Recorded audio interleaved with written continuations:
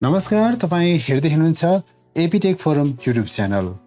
मित्रहरू, यदि तपाईँ सामाजिक सुरक्षा कोषमा आबद्ध हुनुहुन्छ र औषधि उपचार गराउनु पर्यो भने कुन अस्पतालबाट उपचार गराउँदा क्यासलेस उपचार गराउन सकिन्छ, यहाँलाई पक्कै पनि लागेको हुन सक्छ। यदि त्यसो भने आजको यस एपिसोडमा हामीले यो विषयमा जानकारी लिएर आएका छौँ। भिडियोलाई सुरु गर्नुभन्दा पहिला मित्रहरू, यदि तपाईँ यस युट्युब च्यानलमा नयाँ हुनुहुन्छ भने कृपया च्यानललाई सब्सक्राइब गर्न नभुल्नुहोला। भिडियो मन परेमा भिडियोलाई लाइक गर्न पनि नभुल्नुहोला। आउनुहोस् टपिकलाई सुरु गरौँ। सुरुमा सामाजिक सुरक्षा कोषको वेबसाइट ssf.gov.np मा जानुहोस् र यहाँनिर गइसकेपछि तपाईँले सामाजिक सुरक्षा कोषले सूचीकरण गरिएको र नगद रहित कारोबार गर्न सक्ने अथवा नगद रहित उपचार गराउन सक्ने हस्पिटलहरू कुन कुन छ भन्ने हामीले कसरी हेर्ने। अब यसको लागि वेबसाइटमा गइसकेपछि यहाँनिर वेबसाइटमा थोरै स्क्रोल गर्नुहोला र स्क्रोल गरिसकेपछि यहाँनिर नयाँ संस्था सूचीकरण, रोजगारदाता पोर्टल, योगदानकर्ताको पोर्टल, आबद्ध अस्पतालहरू भनेर देखिनेछन्। अब यहाँनिर आबद्ध अस्पतालहरू भन्नेमा क्लिक गर्नुहोला र यहाँ क्लिक गरिसकेपछि सामाजिक सुरक्षा कोषमा आबद्ध र सामाजिक सुरक्षा कोषका योगदानकर्ताले क्यास रहित उपचार गराउन सक्ने अस्पतालको सूचीहरू यहाँनिर तपाईँले देख्न सक्नुहुन्छ।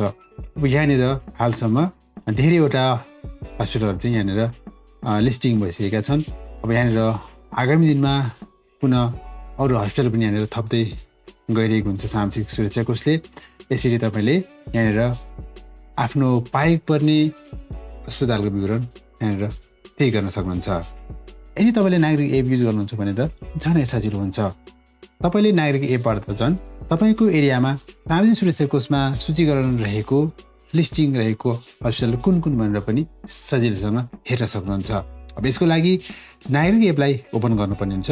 यदि तपाईँले नागरिक एपमा आफ्नो विवरण दर्ता गर्नुभएको छैन वा नागरिक एपमा आफ्नो लगइन डिटेल राख्नुभएको छैन, बनाउनु भएको छैन भने सुरुमा नागरिक एपमा आफ्नो विवरण राखेर दर्ता गर्नुपर्ने हुन्छ। त्यसपछि तपाईँले यहाँनिर उक्त सेवाहरू पाउन सक्नुहुन्छ। अब यहाँनिर स्क्रोल गर्दै जानुहोला र स्क्रोल गर्दै गइसकेपछि यहाँनिर सामाजिक सुरक्षा कोष भन्ने अप्सन आउनेछ।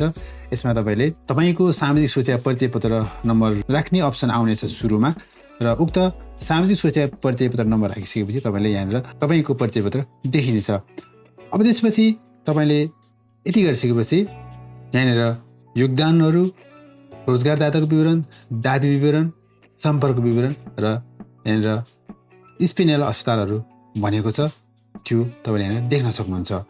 अब यहाँनिर स्पिनल अस्पतालहरू भन्नेमा तपाईँले टच गर्नुहोस्। अब यसमा तपाईँले सुरुमा चाहिँ लोकेसन मोबाइलबाट अन गरेको हुनुपर्छ। तपाईँले सुरुमा आफ्नो लोकेसनलाई अन गर्नुहोला र त्यसपछि अन गरिसकेपछि यहाँनिर अहिले म यहाँनिर चितवनमा छु र चितवनमा रहेको 2वटा अस्पतालमा चाहिँ सामाजिक सुरक्षा कोषको योगदानकर्ताले नगद रहित कारोबार अथवा नगद रहित उपचार गराउन सक्ने रहेछन्।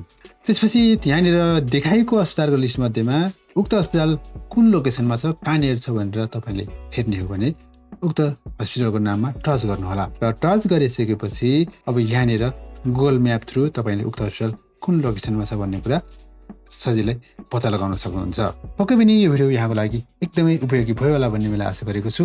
अहिले यति नै, धन्यवाद।